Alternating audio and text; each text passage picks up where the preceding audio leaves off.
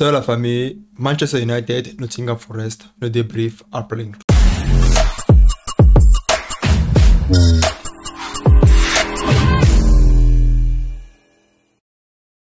Aujourd'hui, Manchester United apporte 3-2 face à une équipe de Nottingham Forest qui pour moi a été désuète, qui pour moi a été inutile.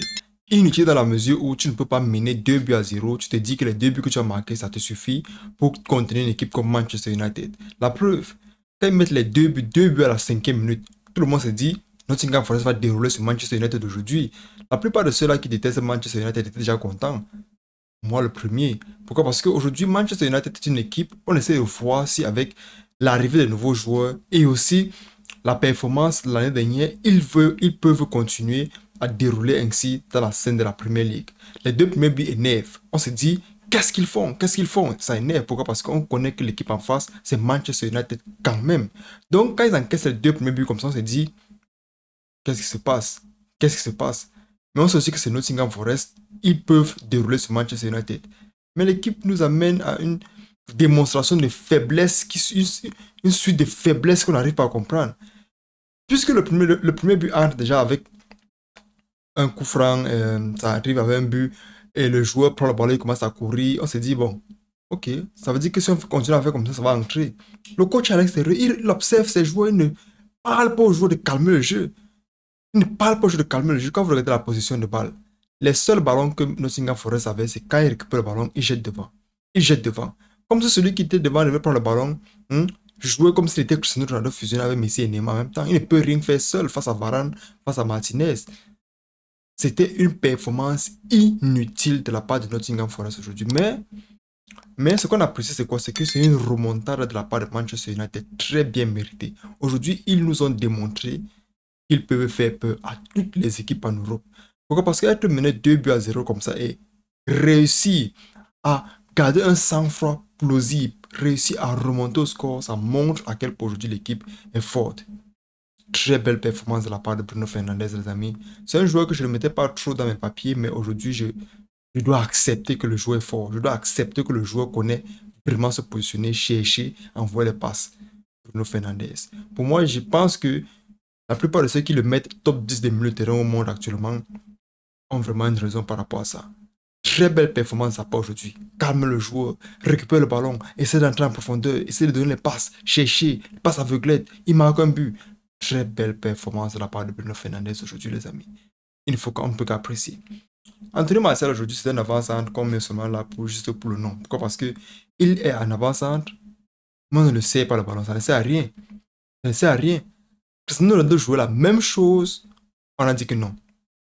Il ne faisait pas la pression, on a dit non. Est-ce que Anthony Martial aujourd'hui, les amis, fait la pression? Je pense pas que c'était en fonction du style de jeu de Cristiano Ronaldo.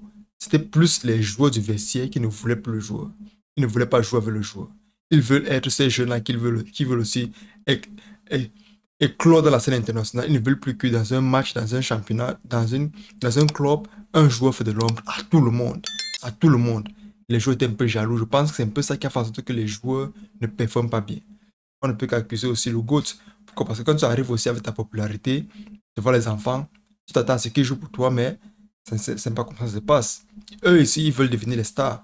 Mais aujourd'hui, Manchester United, sans lui, je pense qu'ils jouent mieux. Pourquoi? Parce que puisqu'ils sont plus libérés, ils n'ont plus cette pression-là d'un joueur à qui il faut servir à chaque fois et tout et tout.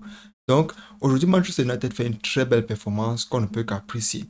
Déjà, je veux dire une chose par rapport à Dalot. Dalot, aujourd'hui, il a trop de pression. Il a trop de pression. Pourquoi? Parce que il est ce joueur-là qu'on dit, il est là à cause de tel, il est là à cause de tel, on peut le remplacer pour mettre tel. Ça fait qu'aujourd'hui, le joueur est en pression.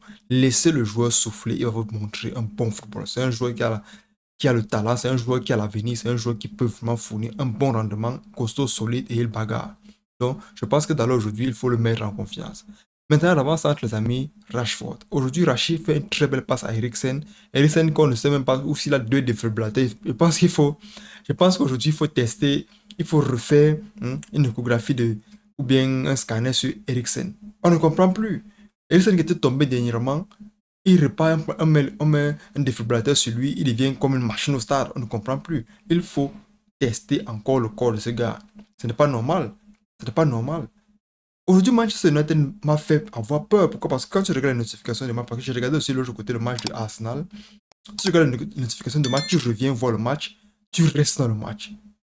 C'est-à-dire, il jouait le quart-camp, ce n'est même plus le demi-camp.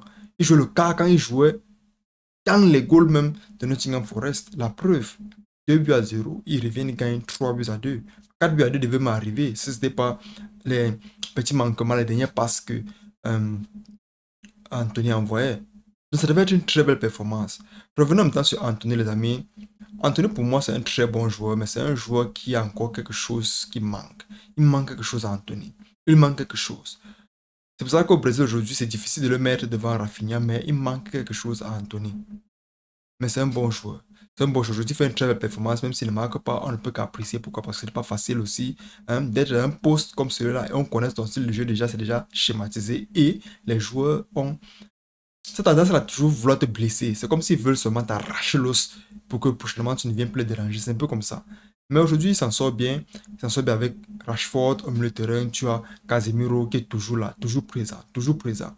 Aujourd'hui, il fait un très beau but, top performance de sa part d'ailleurs. Il prouve à quel point tout le monde le respecte aujourd'hui comme l'un des meilleurs milieux au monde.